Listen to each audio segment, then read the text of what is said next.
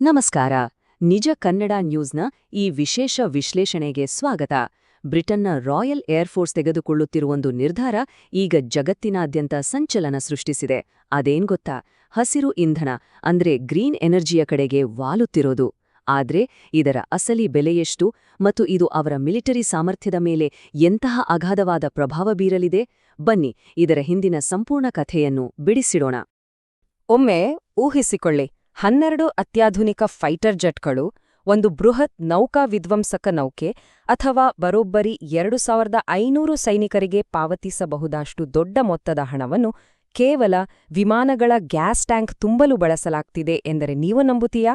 ಹೌದು, ಇದು ಪ್ರಸ್ತುತ ಬ್ರಿಟಿಷ್ ಮಿಲಿಟರಿ ಎದುರಿಸುತ್ತಿರುವ ಅತಿದೊಡ್ಡ ಬಿಲಿಯನ್ ಪೌಂಡ್ ಮೊತ್ತದ ಆರ್ಥಿಕ ವಿರೋಧಾಭಾಸ. ಲೆಕ್ಕಾಚಾರಗಳನ್ನು ಗಮನಿಸಿದರೆ ಇದು ಇನ್ನಷ್ಟು ಸ್ಪಷ್ಟವಾಗುತ್ತದೆ.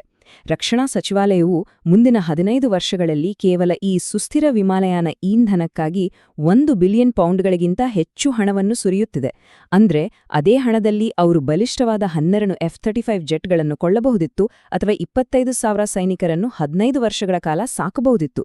ಇದು ನಿಜಕ್ಕೂ ರಕ್ಷಣಾ ವಲಯದಲ್ಲಿ ಬಹುದೊಡ್ಡ ಅವಕಾಶ ವೆಚ್ಚ ಅಂತಲೇ ಹೇಳ್ಬೋದು. ಹಾಗಾದ್ರೆ ಈ ಕಡ್ಡಾಯ ನಿಯಮದ ಹಿಂದಿರುವ ಆ ತಂತ್ರಜ್ಞಾನವಾದರೂ ಏನು? ಈ ಸುಸ್ಥಿರ ಇಂಧನ ಅಂದ್ರೆ ಏನು ಅಂತ ನಾವು ಮೊದಲು ಅರ್ಥ ಮಾಡ್ಕೊಳ್ಬೇಕು.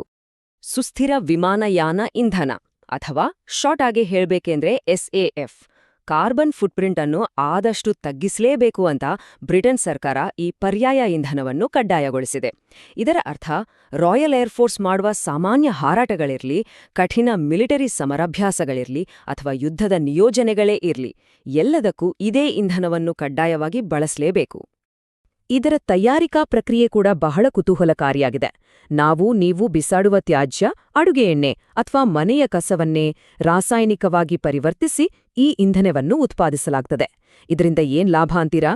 ಸಾಂಪ್ರದಾಯಿಕ ಇಂಧನಕ್ಕೆ ಹೋಲಿಸಿದರೆ ಇದು ತನ್ನ ಜೀವಿತಾವಧಿಯಲ್ಲಿ ಬಿಡುಗಡೆ ಮಾಡುವ ಇಂಗಾಲದ ಪ್ರಮಾಣವನ್ನು ಬರೋಬ್ಬರಿ 80% ಕಡಿಮೆ ಮಾಡ್ತದೆ. ಪರಿಸರದ ದೃಷ್ಟಿಯಿಂದ ನೋಡಿದರೆ ಇದೊಂದು ಅದ್ಭುತ ಹೆಜ್ಜೆ. ಪರಿಸರಕ್ಕೆ ಒಳ್ಳೆಯದೇ. ಆದರೆ ಇದರ ಆರ್ಥಿಕ ವೆಚ್ಚದ ಕಥೆಯೇನು? ಆ 1 ಬಿಲಿಯನ್ ಪೌಂಡುಗಳ ಲೆಕ್ಕಾಚಾರ ಹೇಗೆ ಏರುತ್ತಿದೆ ಅಂತ ನೋಡೋಣ ಬನ್ನಿ.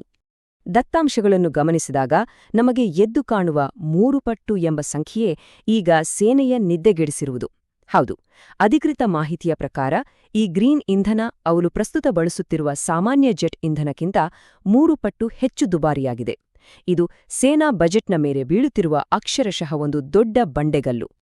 ಈ ವೆಚ್ಚದ ಲೆಕ್ಕಾಚಾರ ಭವಿಷ್ಯದಲ್ಲಿ ಹೇಗೆ ಗಗನಕ್ಕೇರಲಿದೆ ಅಂತ ಸ್ವಲ್ಪ ಗಮನಿಸಿ. ಕಳೆದ ವರ್ಷ ರಾಯಲ್ ಏರ್ಫೋರ್ಸ್ ತನ್ನ ಒಟ್ಟು ಇಂಧನದಲ್ಲಿ ಕೇವಲ 2% ಮಾತ್ರ ಈ ಸುಸ್ಥಿರ ಇಂಧನ ಬಳಸಿತ್ತು. ಅದಕ್ಕೆ 16.5 ಮಿಲಿಯನ್ ಪೌಂಡ್ಗಳು ಖರ್ಚಾಗಿವೆ. ಆದ್ರೆ 2040ರ ಹೊತ್ತಿಗೆ ಅವರ ಗುರಿ ಇರೋದು 2%. ಅಂದರೆ ಇದಕ್ಕಾಗಿ ಅವರು ವಾರ್ಷಿಕವಾಗಿ ಬರೋಬ್ಬರಿ 187.6 ಮಿಲಿಯನ್ ಪೌಂಡ್ಗಳನ್ನ ಖರ್ಚು ಮಾಡಬೇಕಾಗ್ತದ. ಈ ಏರಿಕೆ ಊಹಿಸಲು ಅಸಾಧ್ಯವಾದದ್ದು. ಅಷ್ಟೇ ಅಲ್ಲ, ರಕ್ಷಣಾ ಸಚಿವಾಲಯವೇ ಒಪ್ಪಿಕೊಳ್ಳುವ ಒಂದು ಕಠೋರ ವಾಸ್ತವ ಇಲ್ಲಿದೆ. ಮುಂದಿನ 1.5 ದಶಕದಲ್ಲಿ ತಂತ್ರಜ್ಞಾನ ಎಷ್ಟೇ ಮುಂದುವರೆದರೂ 2040ರ ಹೊತ್ತಿಗೂ ಈ ಸುಸ್ಥಿರ ಇಂಧನ ಸಾಂಪ್ರದಾಯಿಕ ಇಂಧನಕ್ಕಿಂತ 2 ಪಟ್ಟು ಹೆಚ್ಚು ದುಬಾರಿಯಾಗಿಯೇ ಇರಲಿದೆ. ಅಂದ್ರೆ ಈ ಆರ್ಥಿಕ ಹೊರೆ ಬಹುತೇಕ ಶಾಶ್ವತ. ಇಷ್ಟೆಲ್ಲ ದುಬಾರಿಯಾದಾಗ ವಿರೋಧ ಪಕ್ಷಗಳು ಸುಮ್ನಿರುತ್ತವೆಯಾ? ಖಂಡಿತ ಇಲ್ಲ. ಇಲ್ಲಿ ಪರಿಸರ ಸಿದ್ಧಾಂತ ಮತ್ತು ರಾಷ್ಟ್ರೀಯ ಭದ್ರತೆಯ ನಡುವೆ ಒಂದು ದೊಡ್ಡ ರಾಜಕೀಯ ಸಮರವೇ ಶುರುವಾಗಿದೆ. ಇದರ ಹಿನ್ನೆಲೆಯನ್ನು ನಾವು ಸ್ವಲ್ಪ ಆಳವಾಗಿ ಅರ್ಥಮಾಡಿಕೊಳ್ಳಬೇಕು. ಒಂದೆಡೆ ಬ್ರಿಟನ್ ಪ್ರಧಾನಮಂತ್ರಿಗಳು ಸೇನೆಯ 10 ವರ್ಷಗಳ ರಕ್ಷಣಾ ಹೂಡಿಕೆ ಯೋಜನೆಯನ್ನು ವಿಳಂಬ ಮಾಡಿದ್ದಾರೆ. ಜೊತೆಗೆ ರಕ್ಷಣಾ ಇಲಾಖೆಗೆ ನೀಡಲು ಪ್ರಸ್ತಾಪಿಸಿರುವ 18 ಬಿಲಿಯನ್ ಪೌಂಡ್ ಕೂಡ ಏನೇನೂ ಸಾಲುವುದಿಲ್ಲ ಎನ್ನುವುದು ಟೀಕಾಕಾರರ ವಾದ. ಮತ್ತೊಂದೆಡೆ ರಷ್ಯಾದ ತೈಲದ ಮೇಲಿನ ನಿರ್ಬಂಧಗಳನ್ನು ತಾತ್ಕಾಲಿಕವಾಗಿ ಸಡಿಲಿಸಿದ್ದು ಜನರ ಆಕ್ರೋಶಕ್ಕೆ ಕಾರಣವಾಗಿದೆ. ಇಂತಹ ಒಂದು ಸೂಕ್ಷ್ಮ ಸಮಯದಲ್ಲಿ ಈ ದುಬಾರಿ ಹಸಿರು ಇಂಧನದ ಕಡ್ಡಾಯ ನಿಯಮ ಉರಿಯುವ ಬೆಂಕಿಗೆ ತುಪ್ಪ ಸುರಿದಂತಾಗಿದೆ. ವಿರೋಧ ಪಕ್ಷದ ನಾಯಕರು ಇದನ್ನು ಹೇಗೆ ನೋಡುತ್ತಿದ್ದಾರೆ ಅನ್ನೋದಕ್ಕೆ ಈ ಹೇಳಿಕೆ ಒಂದು ಕನ್ನಡಿ. ಕನ್ಸರ್ವೇಟಿವ್ ಪಕ್ಷದ ಶ್ಯಾಡೋ ಸಶಸ್ತ್ರ ಪಡೆಗಳ ಸಚಿವ ಮಾರ್ಕ್ ಫ್ರಾಂಕೋಯ್ಸ್ ಅವರು ನೇರವಾಗಿಯೇ ವಾಗ್ದಾಳಿ ನಡೆಸಿದ್ದಾರೆ. ಮತ್ತೊಮ್ಮೆ ಲೇಬರ್ ಪಕ್ಷವು ರಾಷ್ಟ್ರೀಯ ಭದ್ರತೆಗಿಂತ ನೆಟ್ ಝೀರೋ ಸಿದ್ಧಾಂತಕ್ಕೆ ಆದ್ಯತೆ ನೀಡಿದೆ ಎಂದಿರುವ ಅವರು, ಇಂತಹ ಖರ್ಚುಗಳಿಂದ ನೇರವಾಗಿ ನಮ್ಮ ಮಿಲಿಟರಿ ಸನ್ನದ್ಧತೆಗೆ ಪೆಟ್ಟು ಬೀಳುತ್ತಿದೆ, ಮತ್ತು ಇದನ್ನೆಲ್ಲ ನೋಡಿ ರಷ್ಯನ್ನರು ನಮ್ಮನ್ನು ನೋಡಿ ನಗುತ್ತಿರಬಹುದು ಅಂತ ಹೇಳಿದ್ದಾರೆ. ಅಂದರೆ ಇದು ಬರೀ ಪರಿಸರದ ವಿಚಾರವಲ್ಲ, ಭದ್ರತೆಯ ಪ್ರಶ್ನೆ ಎನ್ನುವುದು ಅವರ ಕಳಕಳಿ. ಆದರೆ ಇದಕ್ಕೆ ರಕ್ಷಣಾ ಸಚಿವಾಲಯದ ವಾದವೇ ಬೇರೆ ಇದೆ. ಅವರು ಶಕ್ತಿ ಸ್ವಾತಂತ್ರ್ಯ ಅಥವಾ ಎನರ್ಜಿ ಇಂಡಿಪೆಂಡೆನ್ಸ್ನು ಯುದ್ಧತಂತ್ರದ ಒಂದು ಪ್ರಮುಖ ಅಸ್ತ್ರವಾಗಿ ನೋಡ್ತಿದ್ದಾರೆ. ರಕ್ಷಣಾ ಸಚಿವಾಲಯದ ವಕ್ತಾರರು ಇದಕ್ಕೆ ಬಹುಮುಖ್ಯವಾದ ಸ್ಪಷ್ಟನೆ ನೀಡಿದ್ದಾರೆ. ಪಳೆಯುಳಿಕೆ ಇಂಧನಗಳಿಗಾಗಿ ನಾವು ಜಗತ್ತನ್ನು ಅವಲಂಬಿಸಿದ್ರೆ ಶತ್ರುಗಳು ನಮ್ಮ ಇಂಧನ ವ್ಯವಸ್ಥೆಗಳನ್ನೇ ನಮ್ಮ ವಿರುದ್ಧ ಅಸ್ತ್ರವಾಗಿ ಬಳಸಬಹುದು ಅನ್ನೋದು ಅವರ ವಾದ. ಅಂದರೆ ಬೇರೆ ದೇಶಗಳ ತೈಲವನ್ನು ನೆಚ್ಚಿಕೊಂಡ್ರೆ ಯುದ್ಧದ ಸಮಯದಲ್ಲಿ ಅದೇ ನಮಗೆ ಮುಳುವಾಗಬಹುದು. ಹಾಗಾಗಿ ಸ್ವಂತ ಇಂಧನ ಹೊಂದಿರುವುದು ಶತ್ರು ರಾಷ್ಟ್ರಗಳ ವಿರುದ್ಧದ ಪ್ರಮುಖ ರಕ್ಷಣಾ ಕವಚ ಎನ್ನುತ್ತದೆ ಸರ್ಕಾರ. ಸರ್ಕಾರದ ಈ ನಿಲುವನ್ನು 3 ಅಂಶಗಳಲ್ಲಿ ಸುಲಭವಾಗಿ ಹೇಳಬಹುದು. ಮೊದಲನೇದಾಗಿ, ರಷ್ಯಾ ಮತ್ತು ಅಸ್ಥಿರ ರಾಷ್ಟ್ರಗಳ ಹಿಡಿತದಲ್ಲಿರುವ ತೈಲ ಮಾರುಕಟ್ಟೆಯಿಂದ ಬ್ರಿಟಿಷ್ ವಾಯುಪಡೆಯನ್ನು ಸಂಪೂರ್ಣವಾಗಿ ಮುಕ್ತಗೊಳಿಸುವುದು.